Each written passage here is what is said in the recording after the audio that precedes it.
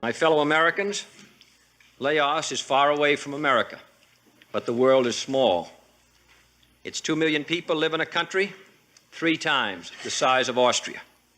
The security of all Southeast Asia will be endangered if Laos loses its neutral independence. Its own safety runs with the safety of us all, in real neutrality, observed by all. I want to make it clear to the American people and to all the world that all we want in Laos is peace, not war. My father was part of the heavy artillery unit. I actually stayed with him in his foxhole overlooking Long Cheng. When the communists infiltrated Long Cheng, he was out there firing his 105 and 155 guns.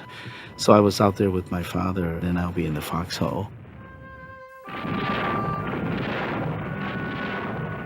So all I could hear was, all these constant bombardment, these cannons going off and rockets flying. During that time, at night, they would fire flares. And these flares, there'll be a little parachute that would glide it down. I mean, that's why it came down really slow. And so we, as kids, we would often seek out those parachutes for toys. After the conflict calmed down, the next day I woke up really early and went out and searched for those parachutes. And I got near the airfield and I saw these dead Vietnamese. It was all quiet and everything, so I decided probably not safe for me to be here, so I walked back home. Home was a secret military base in the mountains of northern Laos called Long Cheng. The base was also known as headquarters for the CIA's clandestine operations in the country, commanded by General Vang Pao. To his forces, he was a George Washington-like figure. General Vang Pao was not a person like us.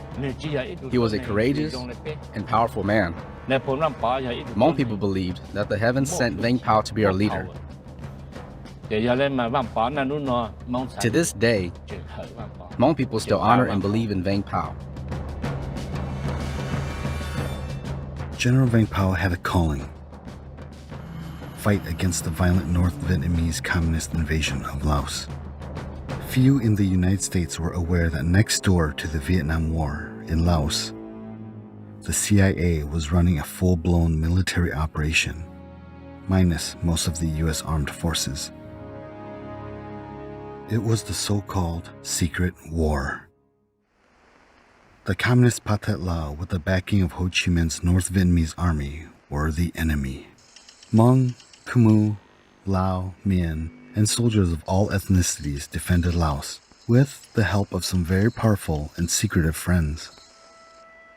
The war was run by the CIA and the State Department.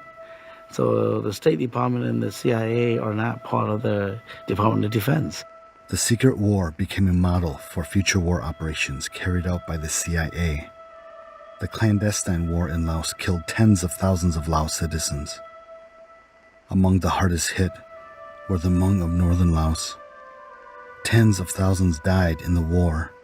Even more lost their lives escaping to freedom after the war. While the Vietnam War was televised nightly, the secret war lingered in the shadows. They are left at a village deep in enemy territory. The reason Laos was important was during that time, there was the Red Scare, right?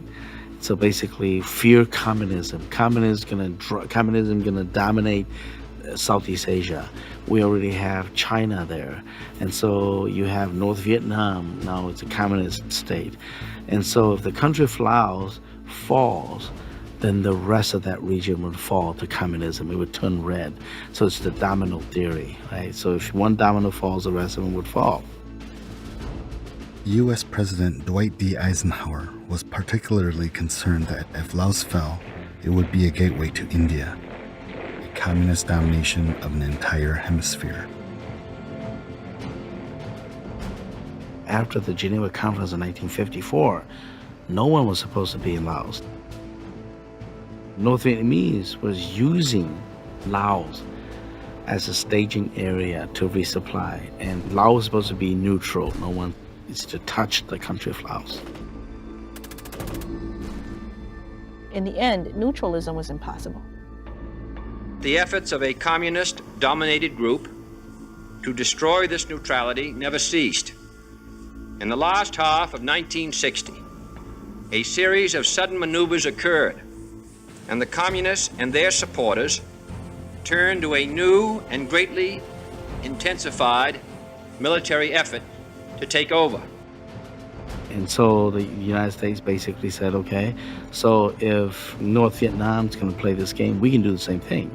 And instead of using our own troops, right, that we can use the indigenous people. And that's why Colonel Belair was sent over to train the Hmong people to fight as surrogate soldiers of the American armed forces, because they couldn't be there. Military forces can't be there, but they send CIA advisors. Colonel Belair was, at that period of time, the CIA agent in Southeast Asia. And when Belair got to Laos, the first person that he sought was General Vang Pao. Colonel Belair came to ask him,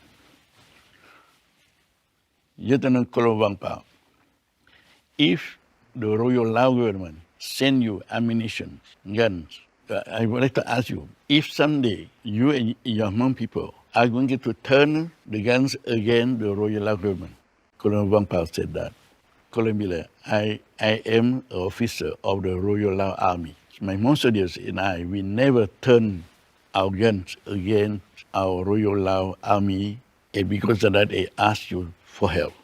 2 days after, the Royal Lao Army sent to military Dakota to drop ammunition and guns and food for Lieutenant Colonel Vang Pao and his soldiers. In that moment, the U.S. and the Hmong became bound to one another, whether by choice or necessity, in a war to keep the communist North Vietnamese and Pathet Lao from overthrowing the Royal Lao government. I think for the Hmong, what they really would want is just forget about the war. We don't want any part of it. You know, we just want to live free. They had to choose either the communists or the king in Vang Pao.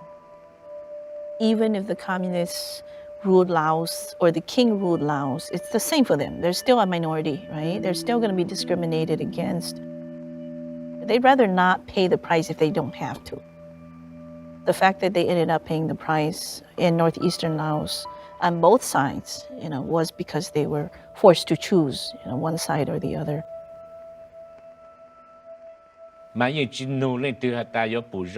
Nobody questioned whether it was a good or bad idea. During that time, it was mandatory. If you didn't let your family members, men and sons, get recruited, there were consequences. The training team comes with Vang Pao. If we became soldiers, then we would have shoes, clothes, and hats to wear, and receive monthly wages. We became soldiers so that we wouldn't be poor. During that time, I was still a young boy and only able to babysit children. I was probably 10 or 11 years old.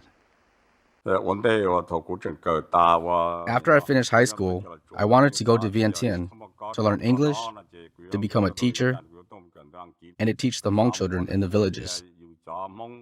But because of this war, I had to let the dream go and became a soldier. CIA operatives like Jerry Daniels worked hand in glove with General Vang Pao. General Vang Pao was Hmong, an ethnic group much persecuted by the dominant culture. They were sometimes called barbarians or Mao, a holdover from the Chinese who chased them out of their country. The United States and General Vang Pao essentially ran the northern part of the secret war together. They were a powerful team. We Hmong people didn't know why we were in this war. and for what reasons. General Vang Pao sent word to the village heads to recruit soldiers. When we got to Padang for training, they taught us how to use knives and guns and told us that we were going to fight in the war. There were two goals. One goal was to protect the country from the Pathet Lao. The second goal was to help the Americans, but we didn't know why we were helping them. The 57mm recoilless rifle is the ideal The weapon. Hmong soldiers were trained in guerrilla tactics by Americans and Thai specialists. They were called Special Guerrilla Units, or SGUs. So the SGUs are the toughest, the ones who die first, the ones who have to go, like the Marines, right? Like the American Marines that we always send first. In South Vietnam, the U.S. fought the conventional war tactics, and then the communists fought guerrilla tactics against the U.S. In Laos, it's completely opposite. The communists had the conventional war tactics, and then the Hmong used guerrilla tactics against them. Soldiers were desperately needed, so training was a hurried affair. On the third day, we learned how to shoot the 60 and 81 and throw grenades. We learned the basic training for 3 days and then went to war. On the ground, the People's Army of North Vietnam, the Communists, were known for their unrelenting fighting style. When one soldier fell, others behind him kept coming. The SGUs responded in kind. Battles were fierce. Brutal injuries were common. We were sent to a Phuket mountain. I still feel bad to this day. These soldiers didn't have the proper training. They were only here to try to make a living, and they were sent to battle. That day, we were on 2 helicopters. These helicopters were transporting us from Padang to Phuket Mountain. The first helicopter was filled with a group of Vu clan child soldiers. They were new, so they wanted to be in a group together. There were about 12 of them in the helicopter. As the helicopter started to land close to communist lines, everyone started jumping off. Before they all could get off, the communists threw grenades, and they exploded near them. The helicopter swerved off immediately with 2 soldiers still in it.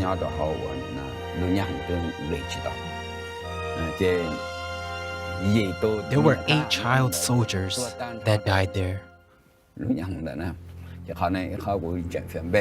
I still feel bad. They must have thought that they were safe because they were fighting together.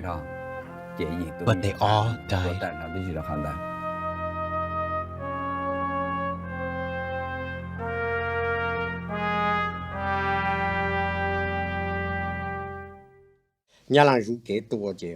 The communists patrolled the roads. One time, they shot at me and a bullet hit me right in the rib and lodged into my lung. They threw grenades and they exploded near me, hitting my arms. The bullet that hit me in my lung caused blood to rush up into my throat. I started to feel the blood clogging my throat, making it hard to breathe, so I spit it out. I had some medicine in my pocket, so I took it out and ate it. I also had some morphine, so I shot one in my arm. There was so much blood that I had to take off my shirt. I left my tank top on. I continued shooting at the communists so that they wouldn't be able to come get me. I wrapped up my wound and slowly walked away. I took off my canteens and belt and shoved a handful of bullets into my pocket. I held my M16 as I continued walking.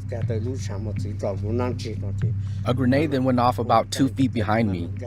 The logs behind me exploded into my back, butt, arms, hands, and legs.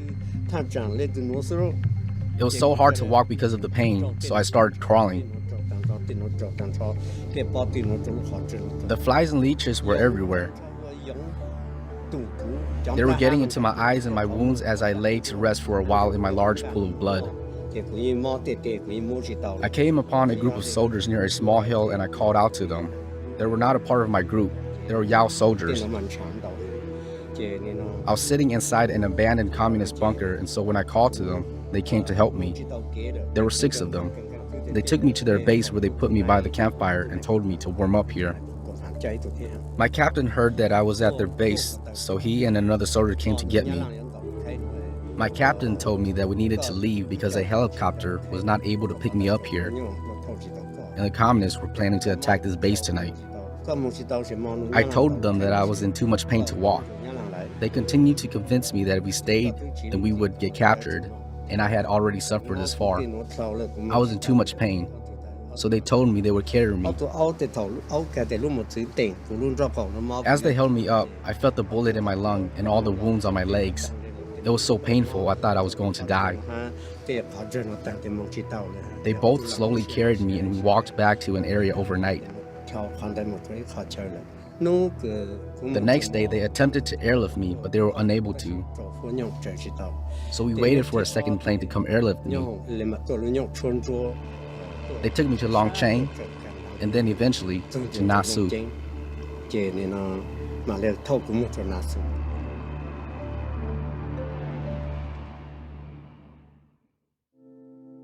As in all wars, witnessing death pained the soul.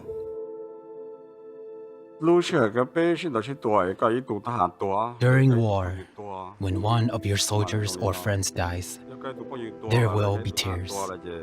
But you think that it's him and it's not me. If you get hurt, you wonder, why me? Will my family see me again? You think about this all the time. During the time that I was in a leadership position, I sent the dead bodies back to their families, and they came and cried to me.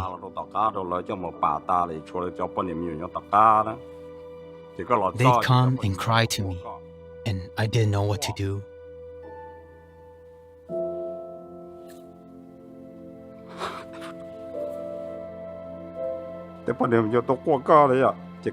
I wiped their tears and take them to meet with General Veng Pao. I would tell General Veng Pao that my soldier died, and that this is their crying family. I asked if there was any financial assistance for them. They would get some money, and then I wouldn't see these families again. We had a group of widows. We would put their family name in this group, and there was someone that took care of their needs. This is what makes me sad.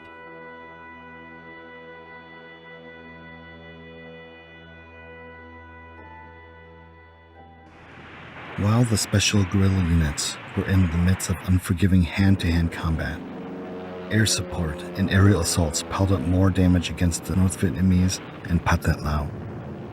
The Royal Lao Army supplied pilots, while the Americans supplied flight training and the T-28 planes used in battle. The CIA's Air America, a so-called charter airline, along with a secret group of officially unofficial U.S. Air Force pilots called the Ravens, provided forward air support. They spotted the enemy, relayed positions, and asked the T-28s to go after them.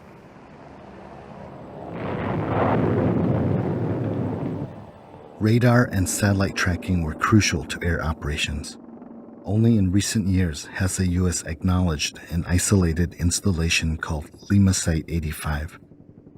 To the Hmong who called the area home, it was Pupati. Lima Site 85 was run by the U.S. Air Force, the only place in Laos where Air Force personnel are publicly known to have served during the Secret War. More than half of all bombing operations against North Vietnam were guided by Lima Site 85. The small group of U.S. airmen and the Hmong soldiers who guarded the site were of tremendous importance to both the Vietnam War and the Secret War. You know what the hell, how the Vietnamese soldier do? At night only, they go over there and cut the throat of the American, the soldier or the officer, American, all together over there. Yeah, Hmong too. All the soldiers over there, up there. That time, American, the CIA lost big, important place over there because the Vietnamese know exactly what they do over there. During the war, most Hmong women were charged with the hard physical labor of keeping their family farms up and running, raising their children, and supplementing the family income in whatever way they could. She had a little stall where she sold vegetables and things like that. And so my mother's stall was right by the airport. So every time the planes come in, you would see all these dust rising, planes landing, taking off constantly all day long and never stop. A much smaller number of Hmong women worked away from home. Chua Tao was the first Hmong nurse trained as a medic to care for the wounded. One night we're at the site, 72 is a small airport, and the American wrong the B-52, bombed by mistake in Long Cheng, and they brought 270 casualties to the hospital that night. No doctor there. Everybody go Vietnam. Only me and another Lao medic. So I told him that, hey, you and me, we had to run for 270 to check, hey, are you alert? Hey, are you bleeding? Are you leg or arm blocking? We work very hard. And like I told General Vang Pao, I say, you better be nice to us. And one time he hit his finger. They tried to kill him on the back. They hit this finger because in Lao custom, or Lao belief, or Hmong belief that he had good protection with him. He yelling when the nurse is washing his tiny finger. Then I was angry.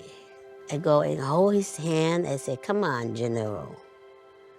You are my son-in-law because you marry one of my nurses, the best nurse.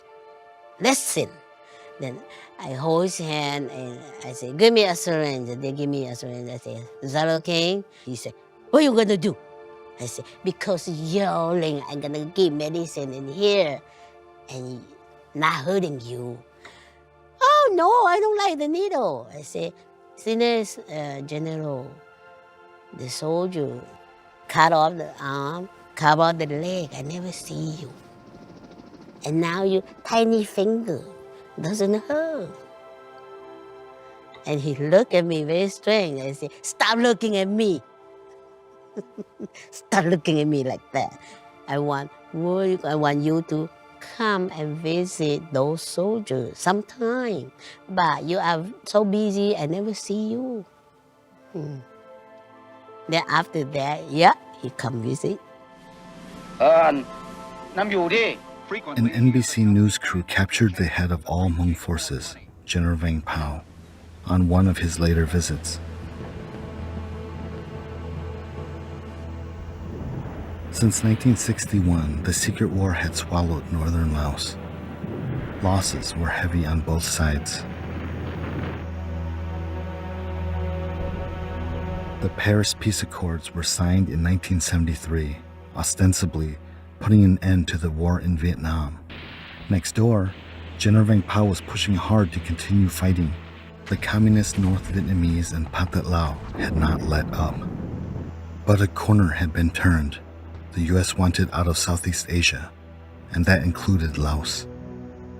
Finally, they signed the Vietnam Peace Accord on February 21st, 1973. The two sides, the communists and the Royal Lao government, were to jointly rule Laos with a third group, neutralists, providing a middle ground. All were to be equal. It was a tenuous arrangement, enemies coming together to rule. But after decades of war, the people of Laos had hope. They created a representative Congress called the National Political Consultative Council. The leaders of the three parties were meeting regularly. Optimism was in the air. I was asked by the Royal Air Women to be part of a task force to plan for the future. My task force and I went to do workshop from North Laos to South Laos to plan for national reconciliation, social and economic development. And everywhere I went, I saw the population was very happy to see peace coming. Laos citizens were officially going to be at peace for the first time since the start of the French Indochina War in the 50s. But the North Vietnamese and the Pathet Lao were secretly making plans to forcibly take the country. General Vang Pao's headquarters at Long Kieng were a prized target. If the communists could take it, then a march into the capital of Vientiane was almost certain. Communist forces spent months sending thousands of soldiers to surround Long Kieng. Then they waited for word to attack. It was mid-May 1975. Saigon and Cambodia had both already fallen. General Vang Pao was said to have known that they were coming.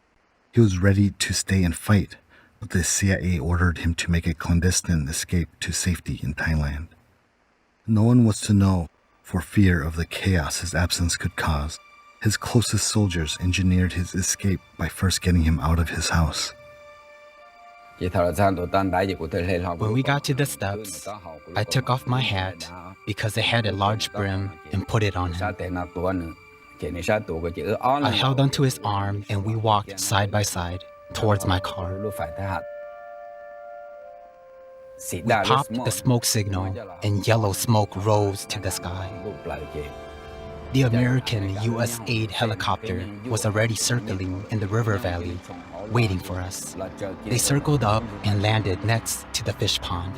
The general started to enter with one foot and used both hands to hold onto the bars above his head, and then he stepped back down.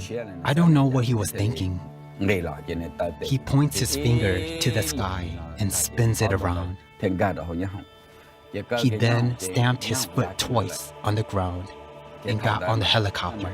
The door closed and the helicopter took off. At that time, I felt like I could have died. I was sad, and to this day, I still feel disappointed because he had always said, "You will go with me." When the helicopter took off, he left me behind. My hope was completely gone, and I thought, he left me, and this is it. I really felt as though I died.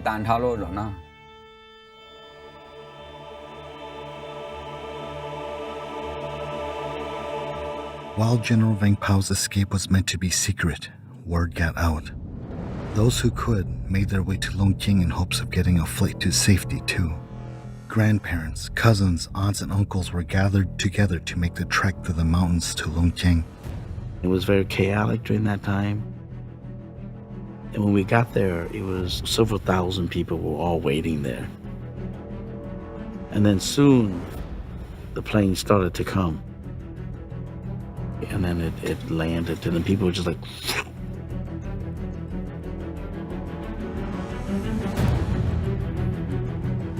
Little did we know that those planes were only reserved for military officers.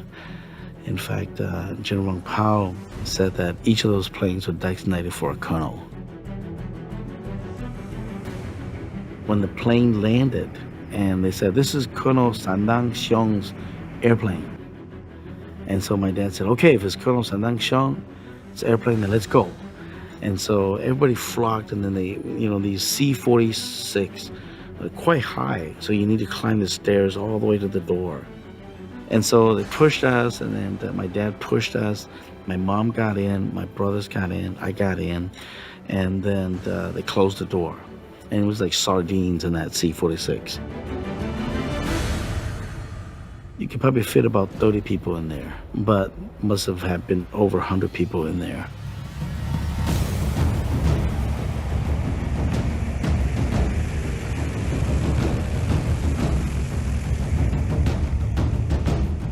When we arrived in Nampong, we got out, and looked around, and where's my dad, where's my brother, where's my grandma, grandpa, and aunts and uncle. I looked around and didn't see them.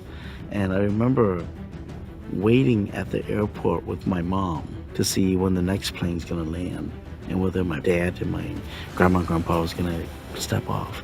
So waited until like 9 o'clock or so, and the C-130 came, and the C-130 landed, and my dad and grandma and grandpa came out. The communist forces took over Long Kieng on May 15, 1975, and seized power in the capital of Vientiane just 3 months later. As one war ended for the Hmong, another began.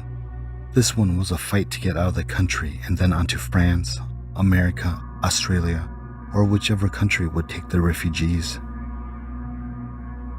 During the time when Vang Pao was still in Laos, for me, life was very normal. It didn't seem like a war. What seemed like a war was afterwards. Only a fraction of those who wanted to escape were able to get out. The rest had to stay and plot other ways to leave the country, for they were in danger. The communists had declared that the Hmong were to be hunted and killed because they worked for the much-hated United States. If they surrendered and cooperated, they would be sent to seminar or re-education camps.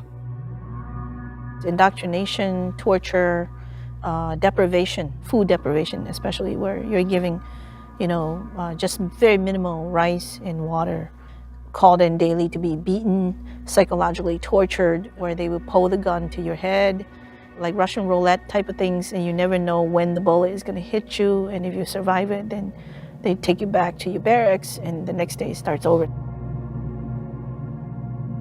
Rather than surrender, entire multi-generational families spent years hiding where they knew best, in the dense mountain forest or in remote villages on the highest mountaintops, like Pumbea. Always on the move, alert for the next phalanx of communist soldiers. My father had already anticipated, the attack because he had military experience. So every night we would go sleep in our field houses rather than stay in the village, because he knew that they were going to attack the village at any moment. At the actual time of the attack, we were actually in our fields on a mountain that overlooks the village. So, I watched from the mountain the village being bombed and attacked. And all the villagers, some of them killed, others scattered. After that, we just ran from our field houses, up to Pumbea, like run further up. I ran out of food, just like eating roots and whatever we could find in the jungle. And then the communists just kept coming, just kept attacking us as we're running. We went around the mountain twice. All the men left because they felt that if they stayed and they were captured, they would definitely be killed. And then they told the women to go surrender. So we came back to our village and then we surrendered to the communists. So after that, we lived with the communists for a whole year.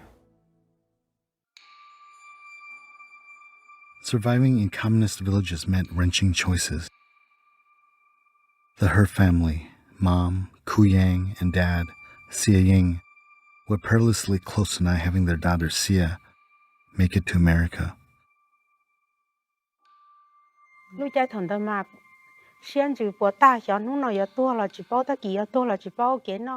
that time, we were so depressed. We didn't know whether we were going to die today or tomorrow. We were poor and starving. Those of us living in the village were so poor and scared. We were afraid of being killed by the Pathet Lao. We're also afraid that the Pathet Lao were going to find and kill my father and our husbands in the jungle. We were afraid of everything.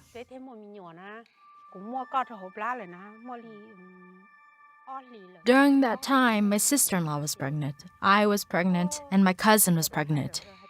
My father and the men lived in the jungles, and when we were pregnant, we were afraid that the Pathet Lao would know that my father and his men were close, and that was how we became pregnant. I was pregnant with you for about 2 months. Everyone started telling me that I should find some medicine to abort you. They said that we might have trouble with the Pathet Lao, so I decided to find some medicine to abort you. We're all afraid that the Pathet Lao would investigate and cause trouble for us. So that's why we decided to abort. My sister-in-law and cousin changed their minds and decided not to. They decided that they were willing to take a risk, regardless of what the Pathet Lao would do. But I decided that I would still abort. I knew that your mom was pregnant with you, but we were afraid that the communists were going to cause problems for your mom. So I also agreed to finding medicine to abort. I sought out people who were known to have medicine that aborts babies. They guaranteed that it would work. They gave me their best medicine, but for some reason, it didn't work. I gave birth to Sia in December. Back then, we gave birth in the jungles. When I gave birth to Sia, I knew that I drank too much of the medicine. Sia was black and blue when she was born. As I continued to care for her and raise her, she got older. The black and blue colors slowly went away, and she continued to get bigger without any problems.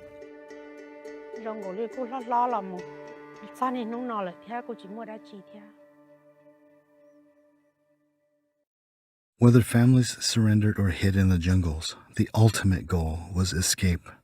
Groups of people and sometimes entire villages crept through the forests, evading the enemy on their way out of the mountains to the lowland riverbanks of the Mekong River. Avoiding towns and roads, going through the jungle, literally hacking the jungle, with knives, and the women and children falling behind. And eventually we did hit the Mekong. On the other shore, miles away, was Thailand and freedom from certain death. My father said the trip to the Mekong, for me, it was just like, one suffering after another. I don't have memory of how many days, but my father said it actually took us 28 days because we got lost twice, We got lost twice. First, we ran into a pack of elephants, and some people were attacked and wounded, and then our guides left us behind. Next, we ran into a military fort. The people in front were attacked. A lot of people was killed. The next big obstacle was, how do we cross it? Of course, there's no boats. We have no idea where we were along the Mekong.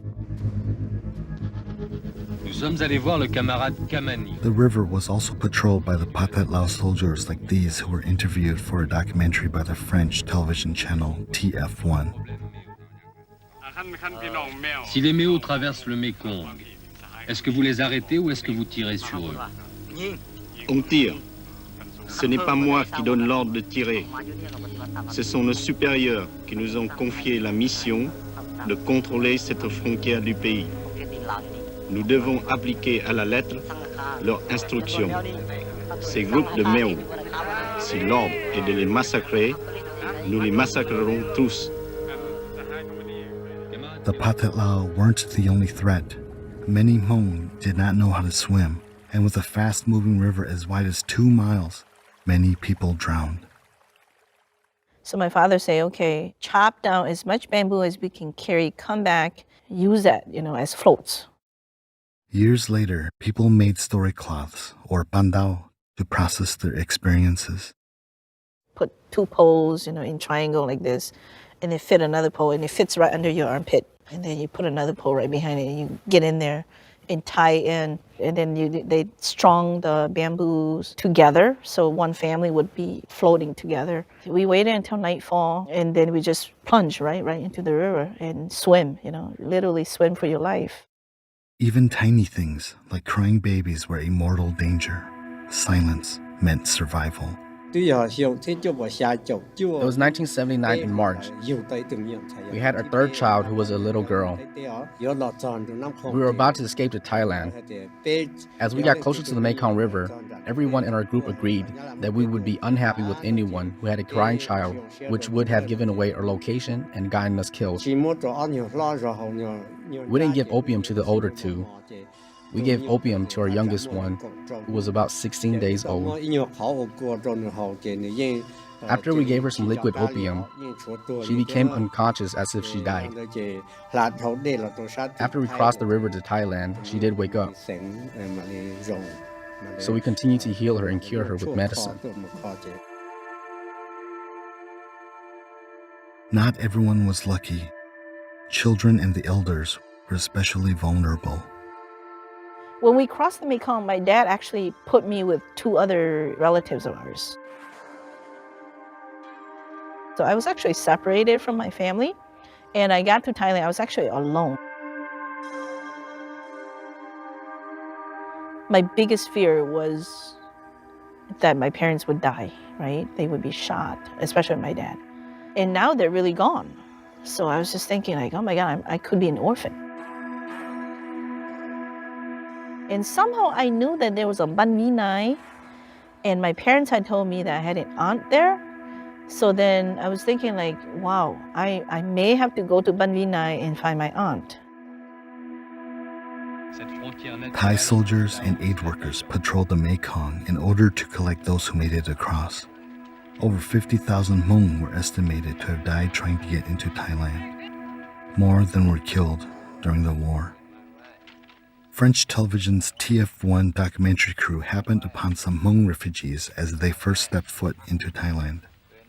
Survivors were taken to temporary camps to wait for permanent placement in a refugee camp.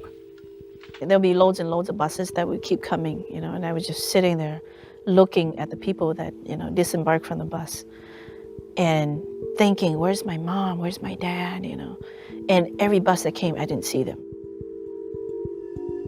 And then finally I saw my mom came out. And I remember the relief, and I just ran toward her and I was just crying, and my mom was crying too because she thought I had died, There were 29 refugee camps scattered across Thailand, with the northern ones home to most of the Hmong refugees. Minnesota was one of the states that Hmong refugees sought out. Local TV station WCCO sent a crew to document Ban Vinai, the largest of the Hmong refugee camps. With around 40,000 people, the population of a small city crammed onto 400 acres. To say it was crowded was an understatement. Each family was assigned a tiny living space with virtually no privacy. There were many people living here. There were the educated, wealthy, and poor people here. There were also the good, the bad, and enemies. We all lived here together. We lived in poor conditions. No bathrooms and bad hygiene. If you needed to poop or pee, you would have to dig holes for yourself. Water was not good to drink. These were some things that everyone struggled heavily with. Living here, there was a lot of illness and death. Everyone was faced with death and loss. The path that we took to bury the dead, there was not one day where we didn't carry the dead to be buried.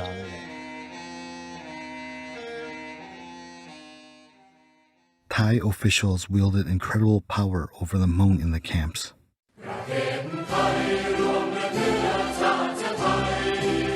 In the mornings, they would blare the Thai national anthem, and on the radio, and you're supposed to stand at attention with your hand, of course, over your heart.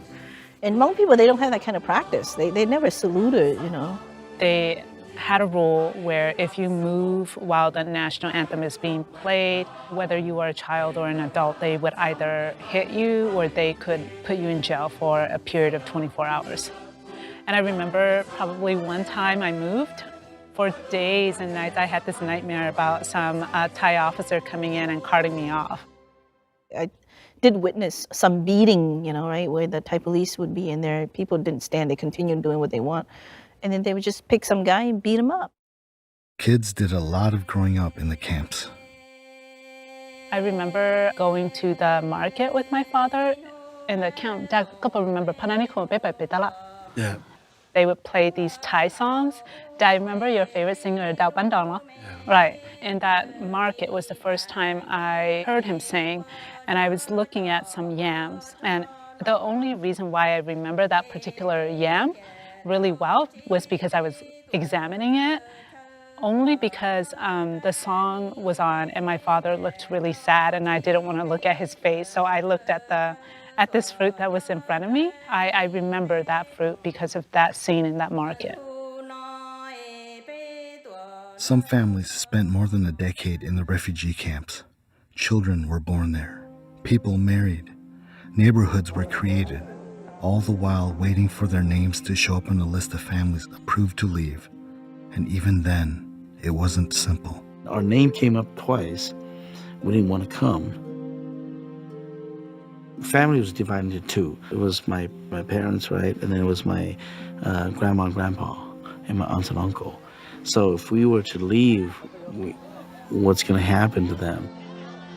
What if they didn't get to come, right? And so that was the fear.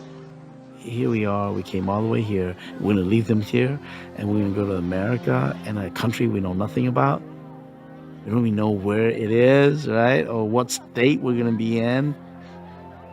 Finally, my dad decided, okay, let's go. So we came on October 22nd, 1976.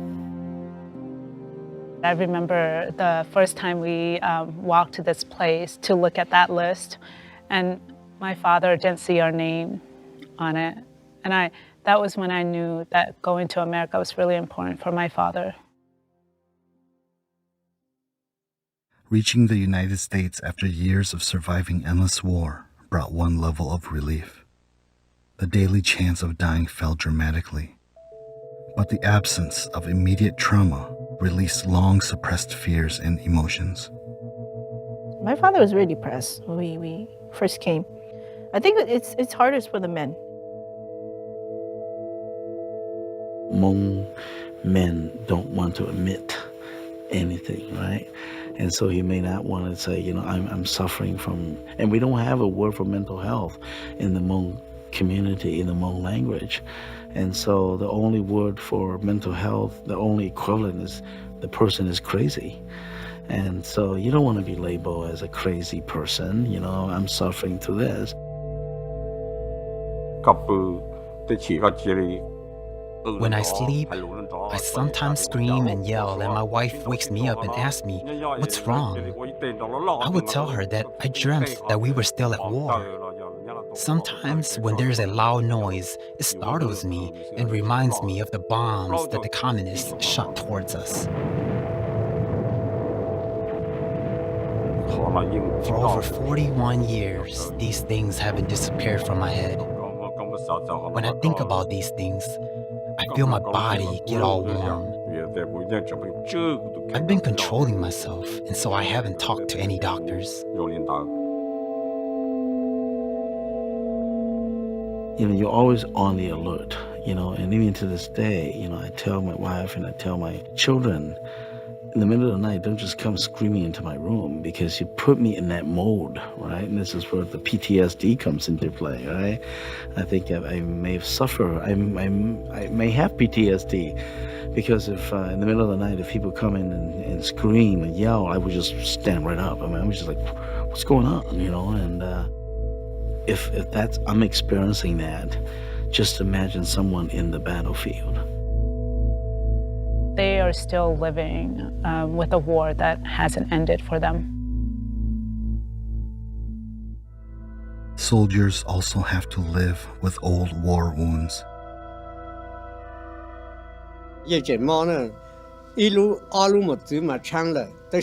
My wounds still hurt. 2 bullets have gone through my body, but the one that hit my rib is still lodged in my lung. All the shrapnel in my body is still painful when I work, so I can't do a lot of hard work. I wanted them to take the bullet out of my lung. The doctor said it was 50-50. If the bullet was in my body for this long and hasn't killed me, and surgery might kill me 50-50, then I would prefer not to do it.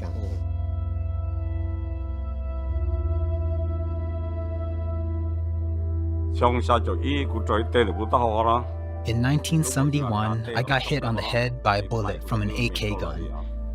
It cut a piece of my brain. Right now, on this side of my head, it feels numb.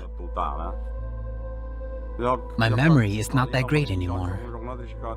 So if you are learning something, you don't remember it after a while.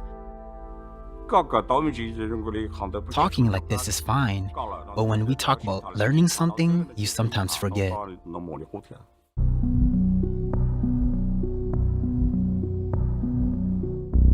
Hmong soldiers are not considered U.S. veterans. They receive no veterans benefits, even though they were paid by the American CIA.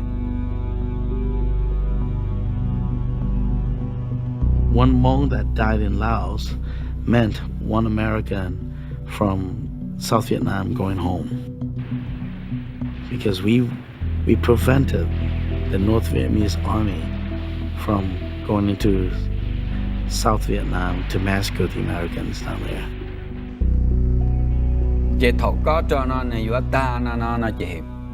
Towards the end of this war, there were more than 35,000 Hmong in Laos that died on behalf of the Americans. We didn't value our own lives.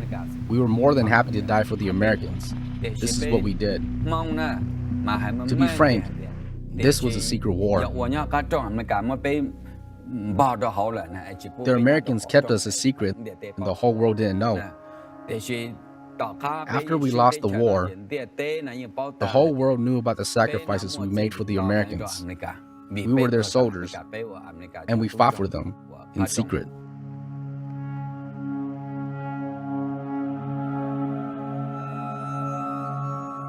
What's difficult is that the Hmong did not officially serve.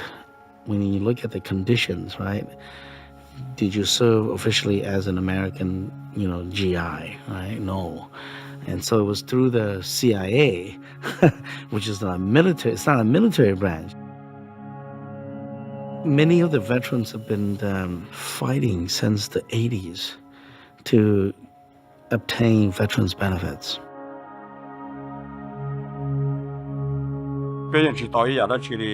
We don't receive anything. Right now, what we have been lobbying and asking for is benefits. We want benefits to help with health care.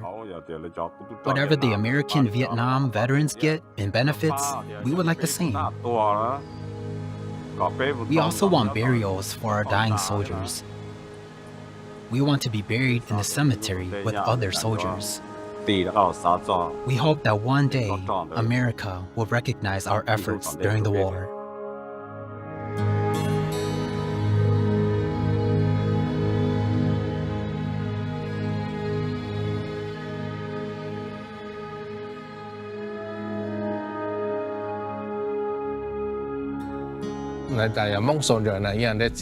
They say that we are Hmong soldiers, but we really are U.S. soldiers. We want the SGU soldiers to be happy when their sacrifices are recognized by America and that they are actual soldiers. We don't want to be looked at as crazy, that we just wanted to be soldiers, but we really wanted to help out the Americans.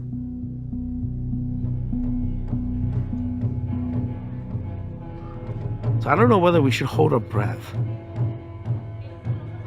Not many of these veterans are around, and they're dying off every single day.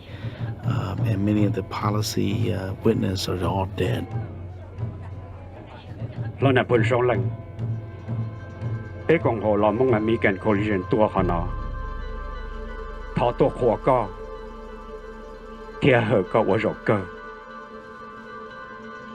I don't know why it's so difficult, why we're caught up in this bureaucratic paperwork. Do the morally right thing, I think. There's got to be this moral thing where, we can look at, okay, fine, we know you served, we know you did this. It's no longer a secret war. The CIA declassified lots of these documents where the president say, recruit more Hmong people. Even Ambassador Sullivan, basically said, we funded these people. We shipped them the supplies. We fed them. We clothed them. They are all people. This is from the ambassador that ran the war. What more do you need? And they get caught up in this bureaucratic paperwork.